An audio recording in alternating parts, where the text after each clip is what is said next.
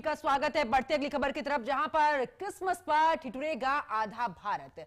कई राज्यों में शीतलहर की चेतावनी जारी कर दी गई है। उत्तर भारत में घने कोहरे, कोल्ड वेव का भी अलर्ट जारी कर दिया गया है। पहाड़ों पर बर्फबारी की वजह से मैदानी इलाकों में बढ़ी है ठंड। तापमान में 5 डिग्री सेल्सियस तक गिरावट की आशंका जताई जा रही है।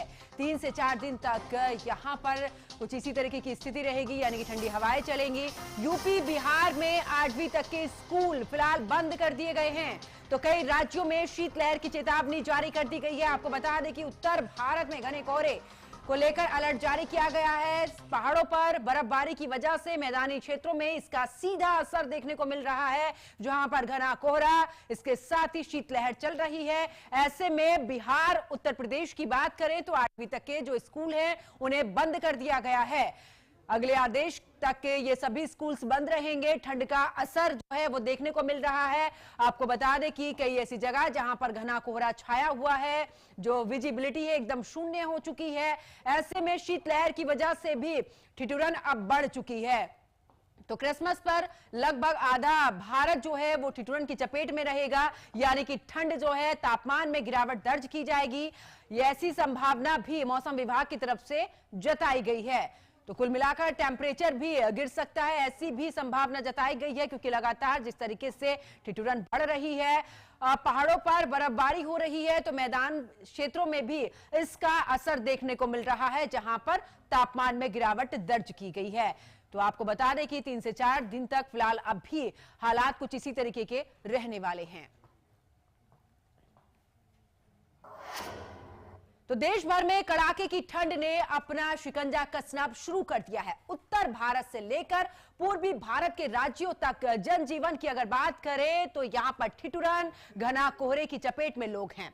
मौसम विभाग की ताजा रिपोर्ट के मुताबिक आने वाले दिनों में मौसमी परिस्थितियां जो हैं वो और भी ज्यादा चुनौतीपूर्ण होने वाली हैं, क्योंकि कई राज्यों में बारिश, बर्फबारी के साथ तापमान में भारी गिरावट की भी चेतावनी जारी कर दी गई है। उत्तर भारत के 4 प्रमुख पहाड़ी राज्यों जम्मू कश्मीर, लद्दाख, हिमाचल प्रदेश, उत्तराखंड में आज मध्यम से भारी बारिश, इसके अलावा बर्फबारी की संभावना जताई गई है। ऊंचे इलाकों में भी इसी तरीके से बर्फबारी का सीधा असर मैदानी इलाकों पर पड़ रहा है, जिससे जो सर्द हवाएं हैं मैदानी राज्यों में कपकपी बढ़ा रही हैं। दक्षिण की तरफ से रुख करें तो 27 के साथ 28 दिसंबर को भी यहां पर जो ठंड है वो बढ़ती हुई नजर आ रही है। वहीं कोहरे की वजह से परिवहन, सामान्य जनजीवन बुरी तरह से प्रभावित हुआ है। मौसम विभाग ने उत्तर पूर्वी भारत के 22 प्रमुख शहर जिनमें घने कोहरे का अलर्ट जारी किया है। तो ये 4 तस्वीरें आपकी टीवी स्क्रीन पर दिल्ली की तस्वीर आप देख रहे हैं, जहां पर हवाई सेवाओं या फिर रेलवे को लेकर भी एडवाइजरी जारी कर दी गई है, क्योंकि घने कोहरे की वजह से यहां पर देरी से चल रही हैं ट्रेनें। इसके अलावा जो विजिबिलिटी है वो भी काफी कम है। गोंडा यूपी की तस्वीर हम आपको दिखा रहे हैं। आप देख सकते हैं किस तरीके से यहां पर घना कोहरा छाया हुआ है। यूपी आगरा की तस्वीर, ताजमहल जो कि धुंधला यहां पर नजर आ रहा है, ये भी इसी वजह से, क्योंकि यहां पर भी कोहरा। मोगा पंजाब में भी कुछ इसी तरीके की तस्वीर सामने आ रही है। ज्यादा जानकारी के लिए हमारे संवाददाता योगेश आर्य उत्तराखंड से हमारे साथ में जुड़ चुके हैं। योगेश, अगर बात करें कुल मिलाकर जिस तरीके से बर्फबारी हो रही है पहाड़ी क्षेत्रों में, उसका असर सीधे तौर पर मैदानी क्षेत्रों में भी नजर आ रहा है, जहां पर ठिठुरन बढ़ चुकी है, तापमान में गिरावट दर्ज की गई है।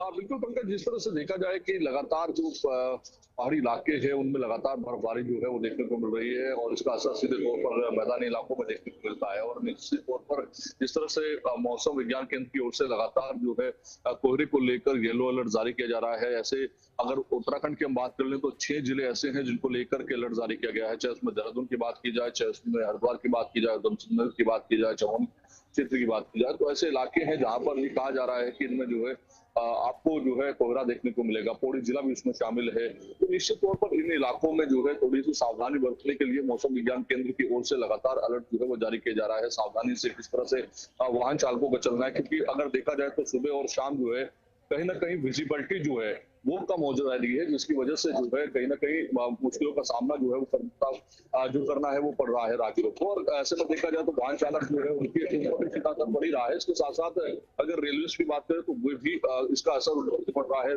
जो ट्रेन है वो देरी से चल रही है, तो निश्चित तौर पर इसका असर पड़ता हुआ दिखाई दे रहा है। और ऐसे में जिस तरह से 24 तारीख आज हो गई है, आज से लेकर 27 तारीख तक ये अलर्ट जारी रहने वाला है। लगातार इसको लेकर के मौसम विभाग पल पल के अपडेट जो है वो अपने सॉफ्टवेयर से अंकित कर रहा है। लेकिन इसके बाद की अगर बात करें तो मौसम विभाग का कहना है कि 27 के बाद जो है पहाड़ी इलाकों पे और बर्फबारी देखने को मिलेगी। उसके बाद जो है बरसात भी देखने को मिलेगी मैदानी इलाकों में और पहाड़ी इलाकों में, तो उससे और भी जो है ठंड बढ़ने की संभावनाएं जो है उनकी ओर से व्यक्त की गई है। इसको लेकर अगर देखा जाए कांग्रेस को निश्चित तौर पर अगर हम पूरे इस तरह से समझे तो क्योंकि पर्वतीय इलाकों में जब बर्फबारी होती है, मैदानी इलाकों में उसका असर निश्चित तौर पर पड़ता है। लेकिन फिलहाल जिस तरह से सूखी ठंड है तो ये कहीं ना कहीं जो है बड़ी खतरनाक रहती है।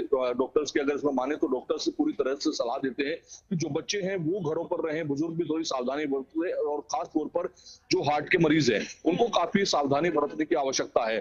तो निश्चित तौर पर लगातार जो एडवाइजरी है, चाहे मौसम विभाग की ओर से हो चाहे वो हेल्थ डिपार्टमेंट्स की ओर से हो, लगातार ये जो है एडवाइजरी है वो जारी की जा रही है। जी बिल्कुल योगेश, और देखिए उत्तराखंड की बात करें तो ये मौसम जो होता है वो सैलानियों के लिए बड़ा ही शानदार होता है, क्योंकि एक तरफ बर्फबारी हो रही है, ठंड बढ़ी हुई है, कोहरा छाया हुआ है।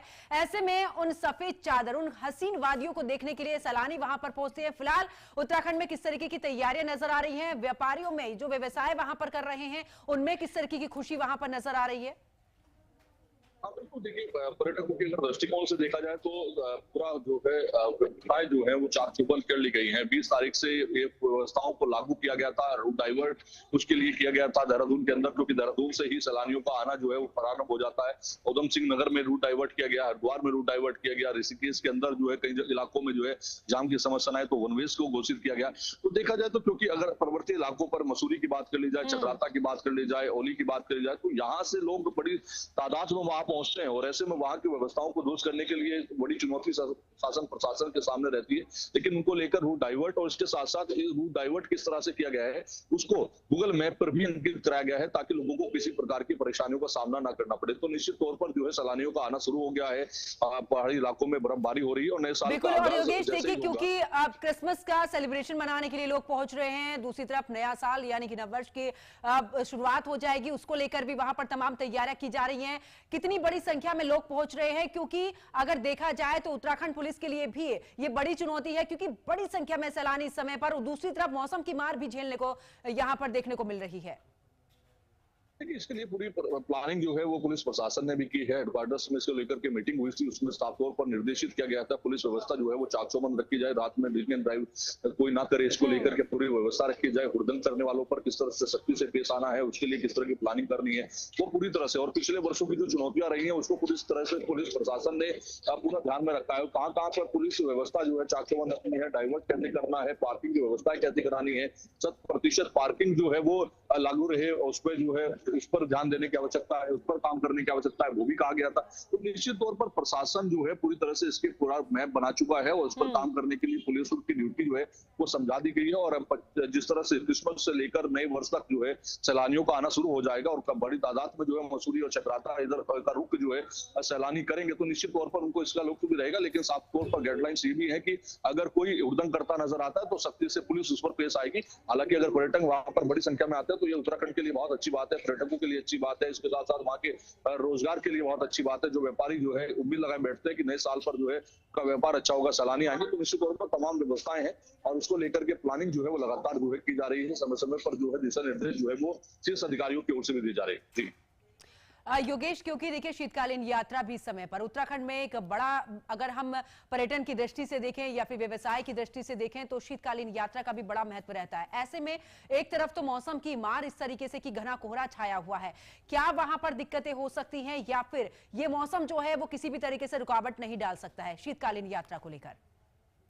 देखिए, शीतकालीन यात्रा को अगर लेकर देखा जाए तो शीतकालीन यात्रा पर जो है खासा असर जो है इसका नहीं पड़ेगा, क्योंकि अगर देखा जाए तो पूरी प्लानिंग जो है वो रहती है, तो ट्रेन बसेरों की व्यवस्था की जा रही है। इसके अलावा जो है तमाम जो व्यवस्थाएं रहती है प्रशासन की, वो की जा रही है। और जो लोग शीतकालीन यात्रा के लिए आ रहे हैं, उन पहले ही इस तरह के निर्देश दिए जा रहे हैं कि वह पूरी तरह से मौसम विज्ञान की जो ओर से गाइडलाइंस है उनको जो ध्यान रखें।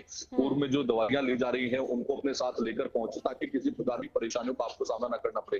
बाकी हेल्थ चेकअप्स की बात हो या अन्य व्यवस्थाओं की बात हो, प्रशासनिक तौर पर जो है तमाम की जा रही है। लेकिन हाँ, शीतकालीन की यात्रा की बात करें तो उसको लेकर पूरा उत्साह जो है सरकार के अंदर भी नजर आ रहा है, प्रतिनिधियों के अंदर भी नजर आ रहा है, क्योंकि शीतकालीन यात्रा को पिछले वर्ष जब शुरू किया गया था तो उस दौरान जो है इतना अच्छा जो है उस दौरान जो है यात्रा में नहीं देखने को मिला, भीड़ नहीं देख।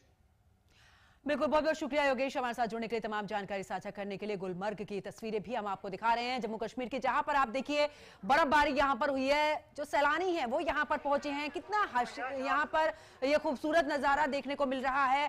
इसी को देखने के लिए लोग जो हैं पूरे साल इंतजार करते हैं। अब आखिरकार ये समय आया है जब यहाँ पर बर्फबारी हुई है, सफेद चादर में पूरे तरीके से यहाँ पर ये पूरा नजारा देखने को मिल रहा है। सैलानी यहाँ पर पहुंच रहे हैं।